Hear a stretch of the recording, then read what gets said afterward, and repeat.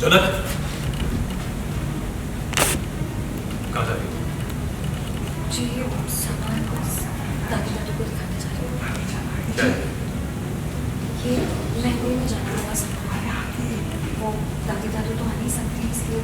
अनिरुद्ध और अर्शी की शादी में बस अब कुछ ही दिन बचे हैं, जहां झनक ने अपने आप को समझा लिया है कि कैसे अब अनिरुद्ध बहुत जल्द अर्शी का हो जाएगा।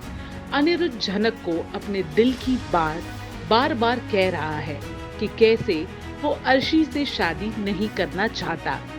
झनक के अपकमिंग एपिसोड्स में आप देखेंगे कि अनिरुद्ध झनक पे गुस्सा करता है क्योंकि उसने डिवोर्स पेपर साइन करने के लिए हामी भर दी है। झनक अनिरुद्ध को फिर से एक बार याद दिलाती है कि वो अब अर्शी से शादी कर रहा है और उसे अपने और अर्शी के शादीशुदा जिंदगी के बारे में सोचना चाहिए। वेल, ये देखना काफी इंटरेस्टिंग होगा कि क्या सच में अनिरुद्ध और अर्शी की शादी हो जाएगी या फिर डेस्टिनी कुछ ऐसा खेल खेलेगी कि अनिरुद्ध और झनक हमेशा के लिए एक हो जाएंगे।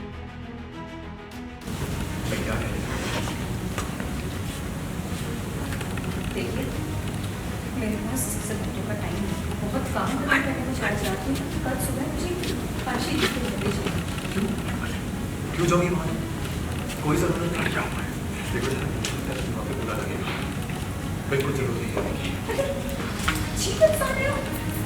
बात पर सिर में क्यों दोहराते रहते हैं? वो भी एक काम ही है ना।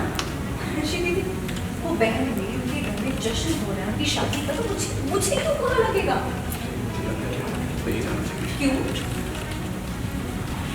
पता नहीं तो बोलिए भी।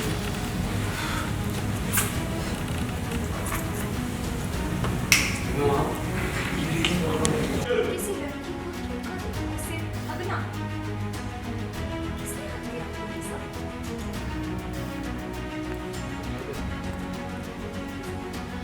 अर्शी दीदी को ठग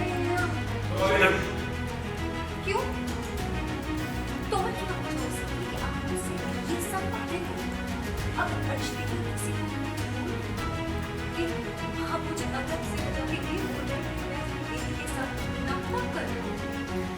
तो सोचे कि क्या हो सकता है? और नाटक का मतलब भी समझते हैं मिस्टर बोस? कभी अपनी दीदी के साथ नॉर्मल बिहेव करने के लिए, उनके साथ खुशी खुशी रहने के लिए आपको नाटक करना पड़ रहा है। और ऐसा नाटक करना पड़ रहा है। और क्या सोचा कि एक लड़की की ऐसे इंसल्ट करेंगे आप और कोई आपसे जवाब भी नहीं मांगेगा? हाँ? और वो लड़की जो मेरी बहन है, और अर्शी दीदी मेरी बहन भी नहीं होती ना, तभी मैं ऐसे ही रिएक्ट करती सोची क्योंकि आपने इंसल्ट की है, अपनी मम्मी हरी बेटी की इंसल्ट की है।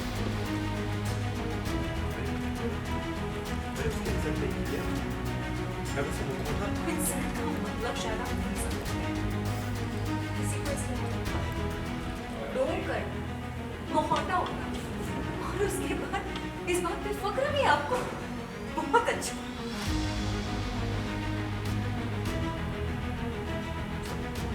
क्यों?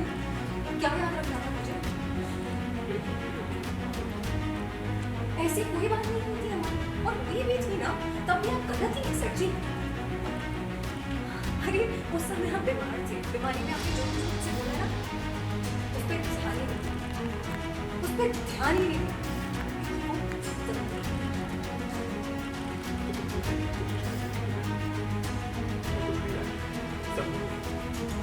याद है, जो याद रखना चाहिए, जो जरूरी था वो याद है, लेकिन उसके अलावा याद रखने लायक कुछ नहीं सच्ची। आप बीमार थे, कुछ कुछ छोटे से भी वही है, बात खत्म हो गई।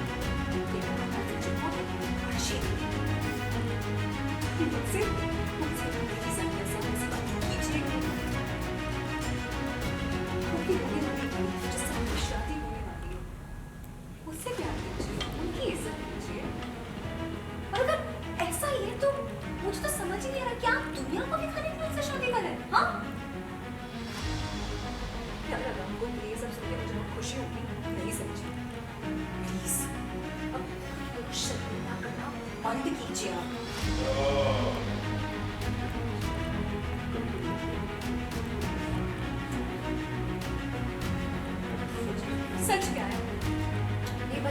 क्या है सच?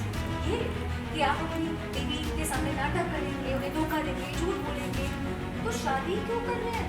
क्योंकि ये सब करके ना सिर्फ वर्षिनी की इंसल्ट कर रहे हैं। और आइंदा से आप बार बार मुझसे ये बातें करेंगे ना, तो मैं सबके सामने जाके आपका सच बताऊंगी। क्योंकि आपकी गलत कामों में मैं आपका साथ ही दे सकती हूँ। क्या लगता है आपको कैसी लड़की हूँ मैं? जी नहीं हूँ मैं।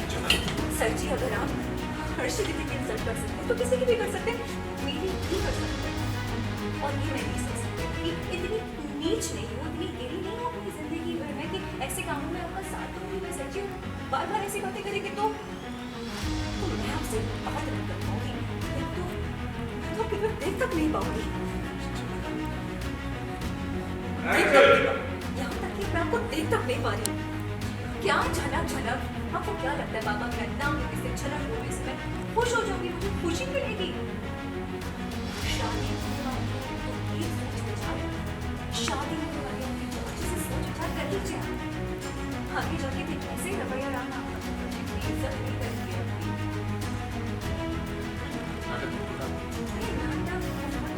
ये सब क्या है? शादी से पहले शर्म आनी चाहिए आपको सर जी, शर्म। मैं तुमसे इसकी कीमत वसूल करके रहूंगा। कुछ पता है ना? ऐसे क्यों करते?